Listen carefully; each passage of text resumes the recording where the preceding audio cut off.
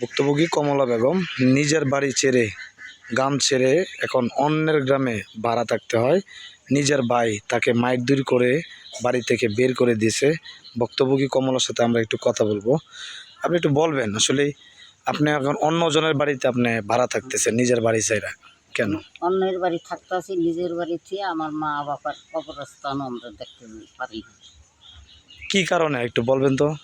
কি কারণে? হ্যার ভয়তে, হ্যার ডরে, হে মারপিট করে, হ্যার মাইয়া পোলা লইয়া, মাইয়ারা দেখলি ডরে মারপিট করে আর পাও ভাঙ্গা দেয়। কতবার মারছে আপনার এই পর্যন্ত? মানে এই পারে মানে 10-12 মারছে। আমার মায় মারছে মতন কমের পক্ষে 10 বার। 10 বার মারছে।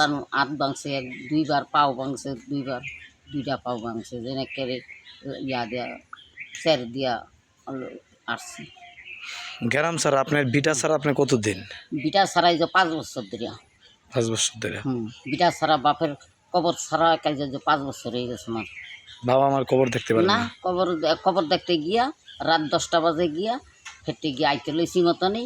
কেমনে কেরা জানি ফোন দিয়া কেমনে জানি শুনছে, শুনি আইয়া একটা বাজার আছে, বাজারের সামনে আইয়া পুষ্কনি আছে, হেঁটে শুকাইছে, মারপিট করছে। একটা রড দিয়ে হাত বাড়াই দিছে মতনই ভাঙ্গিয়া গেছে।